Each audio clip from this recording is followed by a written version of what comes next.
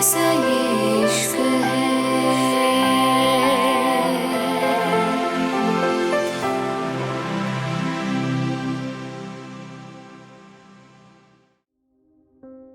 India, New Delhi.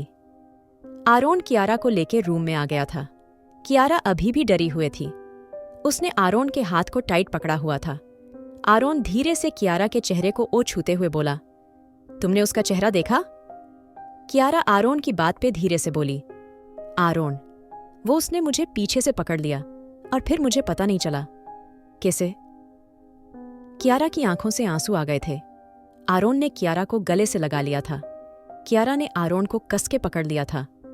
Aaron Kiara के चेहरे को चूमते हुए बोला, तुम फिक्र मत करो, वो जो भी था जिंदा नहीं बचेगा, मैं वादा करता हूं तुमसे। आरोन की बात पे कियारा उसको गोद में सर रखते हुए बोली, आरोन, अब तो सब ठीक है ना? तो लोग कौन है? आरोन कियारा के बालों को सहलाते हुए बोला, तुम इसके बारे में कुछ मत सोचो, अभी सिर्फ खुद पे ध्यान दो। वो जो भी था उसको मैं देख लूंगा। फिलहाल ये सब छोड़ दो, चलो। अच्छा, दवाई ली है ना? कुछ देर सो जाओ। आरोन कियारा को अच्छे से कवर करते हुए बोला तो कियारा ने उसका हाथ पकड़ लिया था। आरोन ने सवालिया नजरों से कियारा को देखा तो कियारा धीरे से बोली, आई एम सॉरी, आज मेरी वजह से हमारी डिनर डेट खराब हो गई। आरोन कियारा के होठों को चूमते हुए बोला, कोई बात नहीं मेरी जान, हमें पूरी जिंदगी साथ रहना है। ये सब तो हमेशा हमारे साथ रहेगा, तुम बस आराम करो। कियारा आरोन को देखते हुए बोली, आरोन, तुम कहाँ जा रहे हो? आरोन कियारा की आंखों में देखते हुए बोला, मैं थोड़ी देर में आ जाऊंगा, एक जरूरी काम है, वो करना है बस। आरोन की बात पे कियारा बिना कुछ बोले करवट बदल के लेट गई थी। आरोन उसके सर को चूम के चला गया था और कियारा ने अपनी आंखें बंद कर ली थी। Police station. आरोन ऑफिसर के सामने बैठा हुआ था और ऑफिसर सर झुकाए बैठा था। आरोन धीरे से बोला, अच्छे से खातिरदारी चल रही है ना उन लोगों की? आरोन की बात पे ऑफिसर धीरे से बोला, यस सर, लेकिन वो मुंह नहीं खोल रहा और वो औरतें भी कुछ नहीं बता रही। आरोन अपनी आंखें बंद करते हुए बोला, कोई बात नहीं, लेकिन वो इस जेल से आजाद नहीं होनी चाहिए, उनमें से एक भी नहीं। आरोन की बात पे सबने सर हिलाया था। आरोन ने भी ऑफिसर की तरफ अपना सर हिलाया और कुछ सोचते हुए अंदर की तरफ चला गया।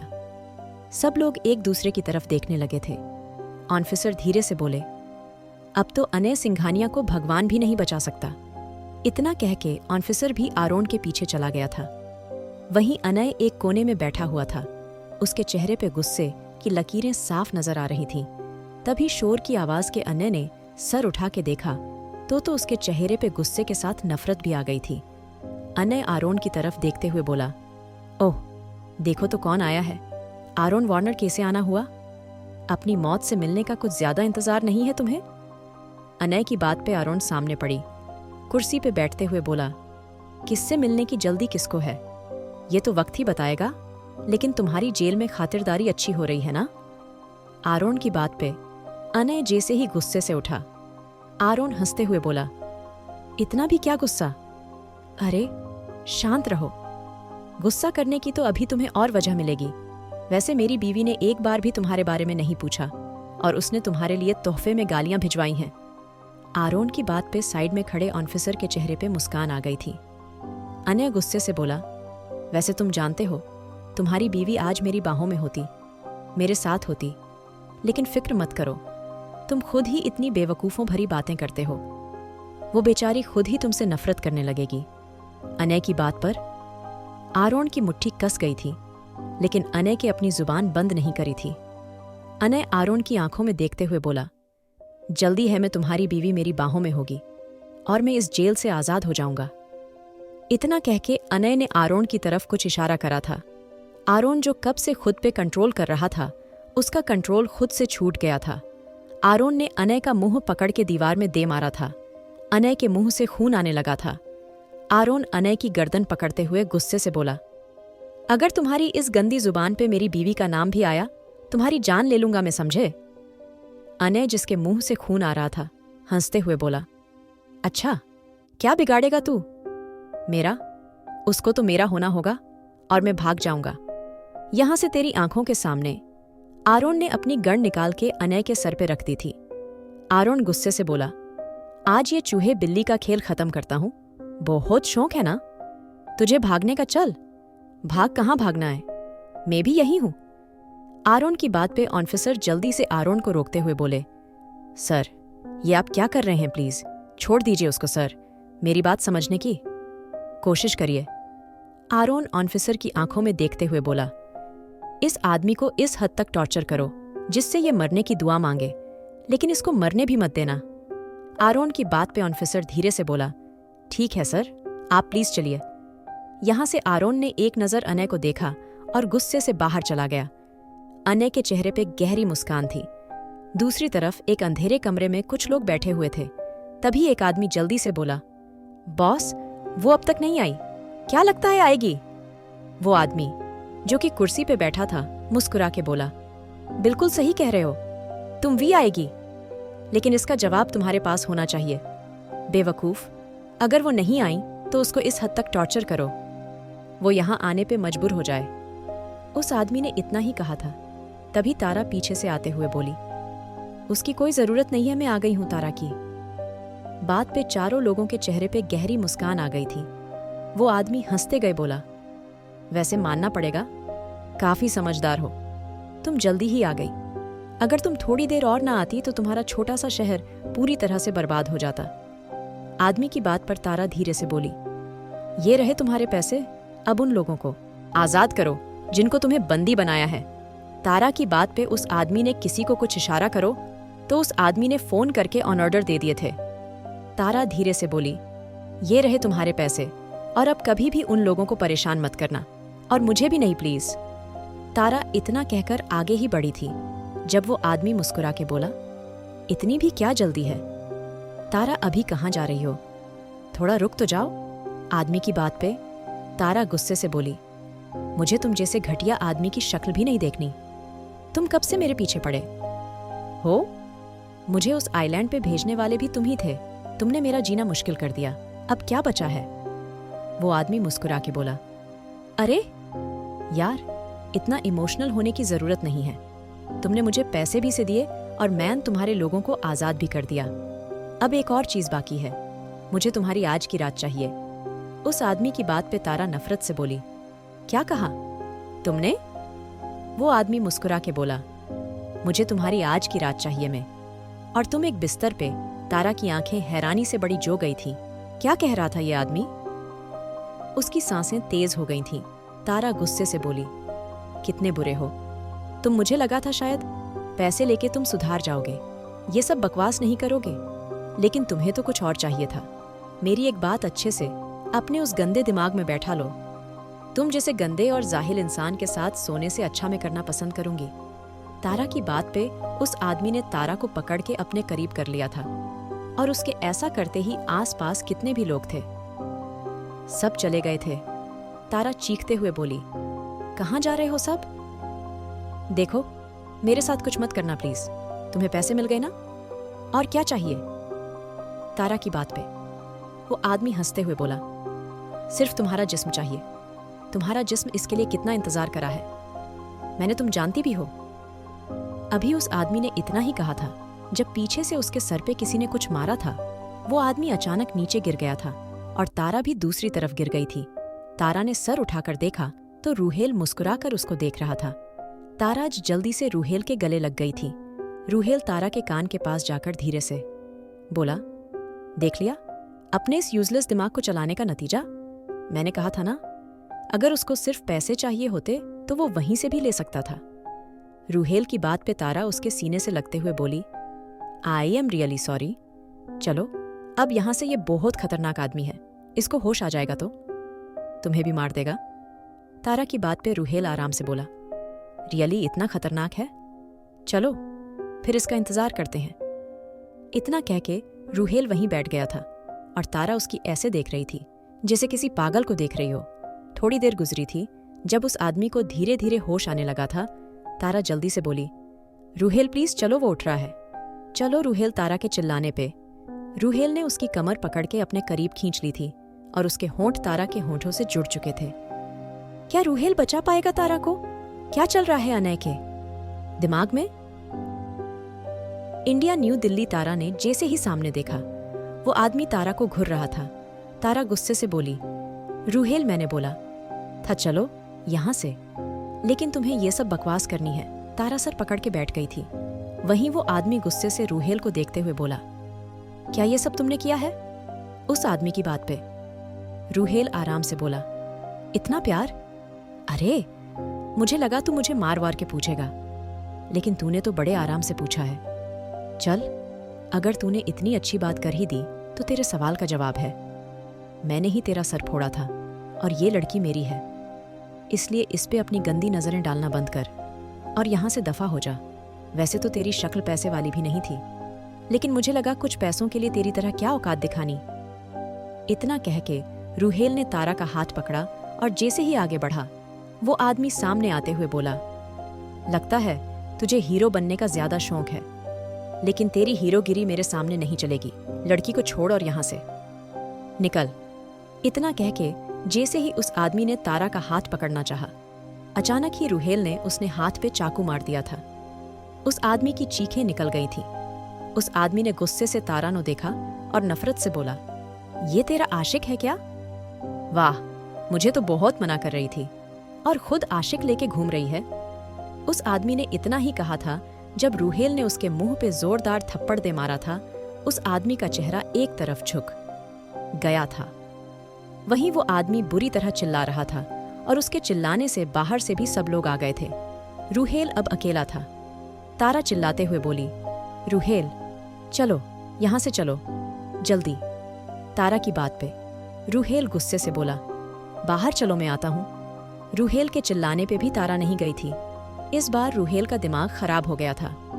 उसने गुस्से से तारा को खुद से दूर धक्का दिया और चिल्ला के बोला, तारा जाओ यहाँ से प्लीज। रूहेल ने इतना ही कहा था जब पीछे से कई लोगों ने उस पे हमला कर दिया था और तारा को भी पकड़ लिया था। तारा चिल्ला रही थी, लेकिन रूहेल उन लोगों के बीच में था। वो लोग रूहेल पे हावी हो चुके थे। उनका बॉस रूहेल के ऊपर अपना पैर रखते हुए बोला, क्या हुआ? निकल गई हवा? क्या सोच के आया था तू यहाँ? मैंने तेरे से पहले ही कहा था यहाँ से चला जा, लेकिन तूने मेरी सुनी? अब जेल। इतना कह के उसके आदमियों ये रूहेल को मारना शुरू कर दिया था। रूहेल के मुंह से खून आ रहा था। तारा रूहेल को देख के रो रही थी। वो बार बार उसका नाम ले रही थी, लेकिन रूहेल को कुछ सुनाई नहीं दे रहा था। सब लोग अपने बॉस को देखते हुए बोले, बॉस, ये आदमी कोई छोटा मोटा आदमी नहीं है, आरोन वार्नर का खास आदमी है। ये आप जानते हैं सर? आप एक काम करिए, इस लड़की से शादी कर लीजिए, उसके बाद जो आप चाहें उसके साथ कर सकते हैं। फिर ये लड़का भी कुछ नहीं कर पाएगा। अपने आदमी की बात बॉस को भी समझ आ गई थी। बॉस जल्दी से तारा का हाथ खींचते हुए बोला, चल चुपचाप मेरे साथ। बॉस ने इतना ही कहा था जब तारा बुरी तरह चिल्लाने लगी थी। तारा रूहेल को आवाजें दे रही थी।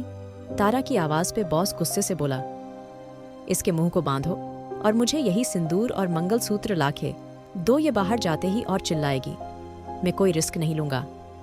बॉस की बात पे कुछ ही देर में शादी का सब सामान आ गया था। बॉस तारा के चेहरे पे अपनी उंगलियां घुमाते हुए बोली, कैसा लग रहा है मेरी जान? अच्छा लग रहा होगा ना? लगना भी चाहिए, क्योंकि तुम्हारी शादी मुझे जो हो रही है, अब मैं तुम्हारे उस छोटे से शहर को दामाद बन जाऊंगा।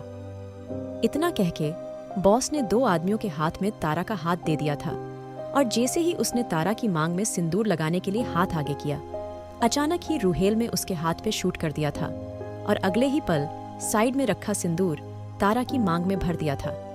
तारा के चेहरे पे कोई एक्सप्रेशन नहीं था। रूहेल हंसते हुए बोला, हो गई शादी? अब बिगाड़ के दिखाओ, क्या बिगाड़ना है? रूहेल की बात पे जैसे ही बॉस के आदमी रूहेल के करीब आए, रूहेल ने गन निकाल ले सबको शूट कर दिया था। तारा डरी सहमी सी एक तरफ खड़ी थी। तारा ने गुस्से से रूहेल को देखा, लेकिन रूहेल का इशारा अब बॉस की तरफ था। रूहेल बॉस के मुंह पे गन रखते हुए बोला, तेरे लिए तो अलग से सजा सोची हुई है, मैंने याद रखना। इतना कह के रूहेल में उसको साइड में पड़ी रस्सी से बांध दिया था।